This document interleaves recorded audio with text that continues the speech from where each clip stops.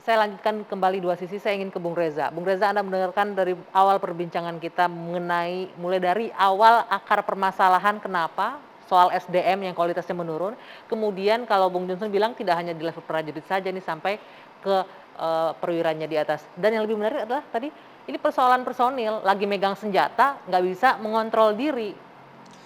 Dua gajah bertarung, pelanduk terjepit di tengah-tengah. Hmm.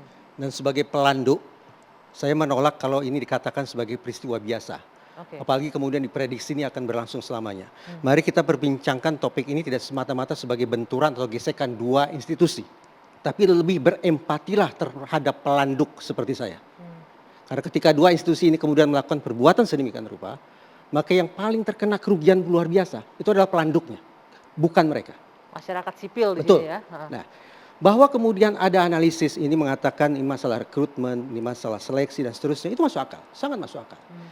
Tapi yang kita perbincangkan bukanlah organisasi kemarin sore, bukan organisasi sepak bola kampung, tapi sebuah institusi yang diatur dengan peranata yang ketat, dengan hierarki yang terstruktur sangat rapi, namun peristiwa ini berulang.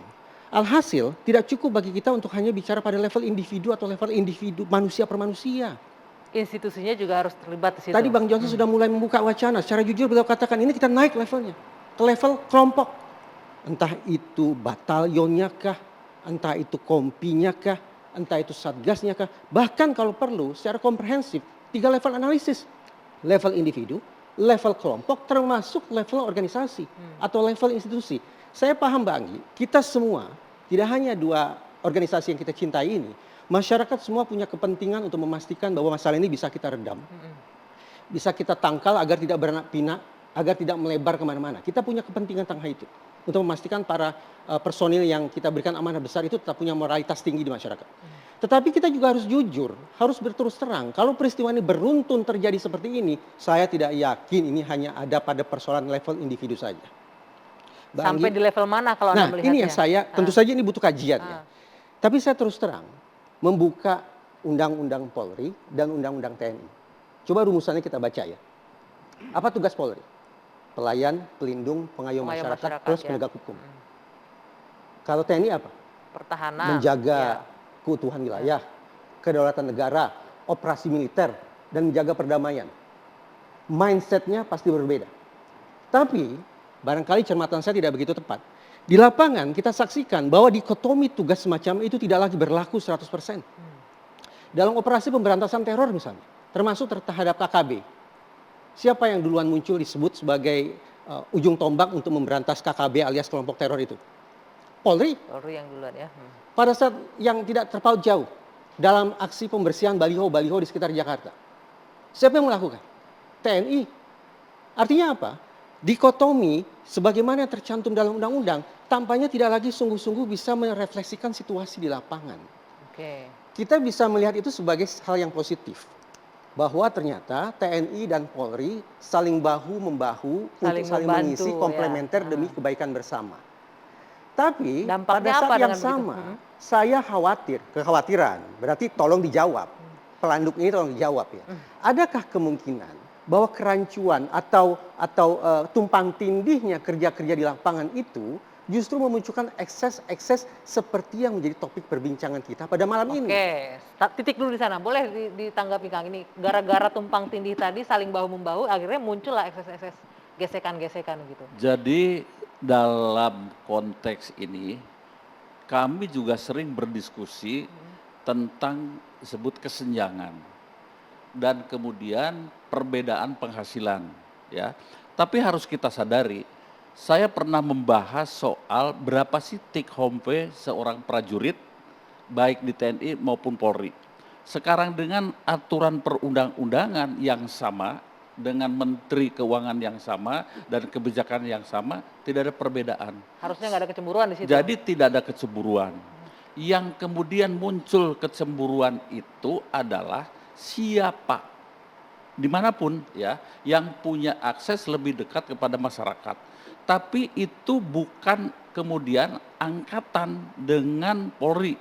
Di lingkungan misalnya saya lihat saja, Brimob tentu beda tugasnya dengan polisi lalu lintas. Sehingga kecemburuan itu bukan hanya dari misalnya Dari luar institusi. Angkatan Darat kepada polisi lalu lintas, tapi di Di internal internal itu Polri juga sendiri juga ada. terjadi. Oke. Di lingkungan misalnya TNI ada bagian logistik. Itu juga menjadi cita-cita banyak prajurit yang di pasukan tempur. Dan ini tentu ya kecemburuan-kecemburuan itu adalah sesuatu yang memang bisa muncul. Bisa muncul. Ya, begitu. Itu kan Sehingga tunggu, itu kan di internal. Tapi kalau ya, Bung Reza bilang ini gara-gara kalau saya sederhanakan gini ya, saling mengambil lapak masing-masing gitu tanggung jawab kerjaannya gitu loh. Sehingga akhirnya menimbulkan gesekan-gesekan yang kerjaannya harus Bang, tanggung ya jawab ada potret polisi menarik ya. Ada potret menarik. dikerjakan oleh TNI. Dengan tugas yang disandang oleh Polri dan TNI, saya membayangkan bahwa Polri ini ya katakanlah berada dalam keseharian masyarakat. Sementara TNI relatif agak jauh, relatif agak jauh. Tapi dalam sebuah survei yang dikeluarkan oleh Indikator Politik Indonesia, saya terperanjat luar biasa. Bahwa ternyata ketika berbicara tentang tingkat kepercayaan masyarakat, yang berada pada posisi tertinggi siapa? Bukan Polri ternyata, TNI yang tapi TNI. dipercaya. Padahal saya kadang menganggap TNI posisinya relatif berjarak dari masyarakat, keseharian masyarakat. Oke. Berarti ada persoalan di sini. Apa persoalannya? Bahwa ternyata ekspektasi-ekspektasi masyarakat terhadap pihak yang paling dekat dengan mereka Tidak terpenuhi. di sepertinya situ. tidak terpenuhi atau kurang terpenuhi dan justru seolah-olah dikompensasi oleh pihak yang seolah-olah jauh dari kita, relatif Oke. jauh dari kita. Berarti ada persoalan di situ. Saya ingin ke Pak Nanan. Pak Nanan, bagaimana Anda menanggapi pernyataan dari Bung Reza tadi? Mulai dari adanya dikotomi atau saling bahu-membahu tadi katanya bahasanya, padahal itu overlapping tanggung jawab. Kemudian kedekatan dengan masyarakat, Polri dan masyarakat, tapi tingkat kepercayaannya malah ke TNI gitu. Tanggapan Anda gimana Pak Nanan? Ya kembali, sebetulnya kan kita ini sistem ya, Pak Anggi. Sudah ada subsistem dan sebagainya. Kalau secara aturan gaji sama semua kan. Kalau masing-masing ada kelebihan tuh ya personally lagi, ada yang nyarinya hitam, abu-abu, abu-abu putih, itu personal, bukan institusional. Sekali saya ulangi bahwa kalau ada perbedaan, itu masing-masing punya di luar institusional, personal. Jadi kecemburuan itu sebetulnya itu personal lagi, bukan institusional. Tapi tadi Bung Reza Jadi mengatakan mencari ini dua gajah yang bertarung nih sebagai pelanduk nih, kami sebagai masyarakat sipil yang banyak dirugikan. Jadi tidak bisa dilepaskan antara personal dengan institusi. lah. Jadi konteksnya terlalu besar-besarkan menurut saya. Oleh karena itu mari sama-sama kita lihat hal positif-positifnya. Mari kembangkan hal positif lebih banyak ketimbang yang tidak positif. Agar suasana ini baik gitu. Kalau kita angkat yang negatif-negatif, padahal kecil ketimbang yang positif. Saya jamin bahwa lebih banyak hal positif ketimbang negatifnya. Tapi yang diangkat selalu yang negatif. Itu yang pertama. Yang kedua, tadi Bang Johnson juga mengatakan mengenai personal. Kalau soal sistem, kalau ada polisi brengsek, TNI brengsek, kan dari masyarakat tuh. Jadi kalau masyarakatnya bagus, calon polisi TNI bagus dari masyarakat, saya jamin polisi bagus, TNI bagus. Jadi mari sama-sama kita bangun sistem, masyarakatnya dibangun, terutama moral dan akhlaknya. Karena polisi, TNI punya sistem untuk merekrut dan sebagainya. Di depan kita taruna 4 tahun, siap, begitu dia keluar dari menjadi perwira, kembali sifat aslinya. Jadi yang penting adalah bagaimana membangun masyarakat secara sistem, akhlak, moralnya. Nah pasti polisi bagus, TNI bagus, kalau masyarakatnya bagus kan. Oke. Nah, ini Kalau ada oknum, ya itu selalu TNI duniawi. Jadi mari lihat dari sekian ratus ribu anggota polisi dan anggota TNI, banyak yang lebih bagusnya ketimbang yang jeleknya. Jadi jangan kemudian dibesarkan, wah ini gajah nggak gajah berantem. Enggak juga lah.